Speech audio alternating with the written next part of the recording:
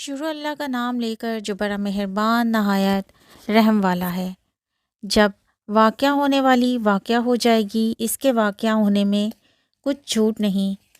کسی کو پست کرے کسی کو بلند، جب زمین بھوچال سے لرزنے لگے اور پہاڑ ٹوٹ کر ریزہ ریزہ ہو جائیں، پھر غبار ہو کر اڑنے لگیں اور تم لوگ تین قسم ہو جاؤ، تو داہنے ہاتھ والے سبحان اللہ، داہنے ہاتھ والے کیا ہی چین میں ہیں، اور بائیں ہاتھ والے افسوس، بائیں ہاتھ والے کیا گرفتار عذاب ہیں، اور جو آگے بڑھنے والے ہیں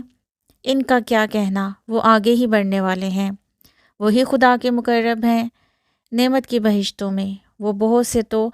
اگلے لوگوں میں سے ہوں گے اور تھوڑے سے پچھلوں میں سے، لال و یاقوت وغیرہ سے جڑے ہوئے تختوں پر آمنے سامنے تکیہ لگائے ہوئے نوجوان خدمت گار جو ہمیشہ ایک ہی حالت میں رہیں گے، ان کے آس پاس پھریں گے، یعنی آب خورے اور آفتابے اور صاف شراب کے گلاس لے لے کر۔ اس سے نہ تو سر میں درد ہوگا اور نہ ہی ان کی عقلیں زائل ہوں گی، اور میوے جس طرح کے ان کو پسند ہوں،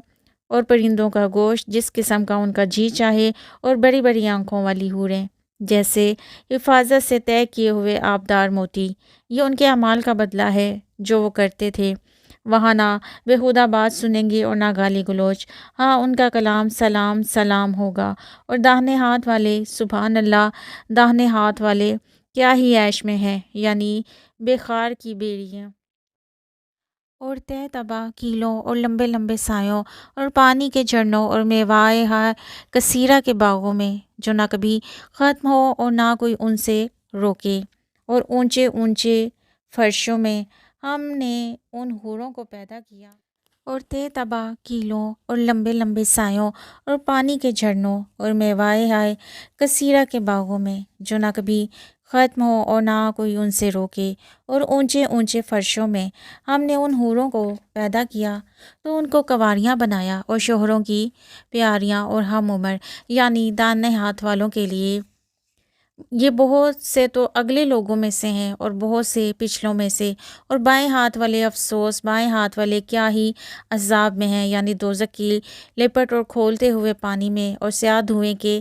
سائے میں، جو نہ ٹھنڈا ہے نہ خوشنما۔ یہ لوگ اس سے پہلے عیش نعیم میں پڑے ہوئے تھے اور گناہ عظیم پر اڑے ہوئے تھے، اور کہا کرتے تھے کہ بھلا جب ہم مر گئے اور مٹی ہو گئے اور ہڈیاں ہی ہڈیاں رہ گئے تو کیا ہمیں پھر اٹھنا ہوگا؟ اور کیا ہمارے باپ دادا کو بھی کہہ دو کہ بے شک پہلے اور پچھلے سب ایک روز مقررہ وقت پر جمع کیے جائیں گے، پھر تم اسے جھٹلانے والے گمراہ ہو۔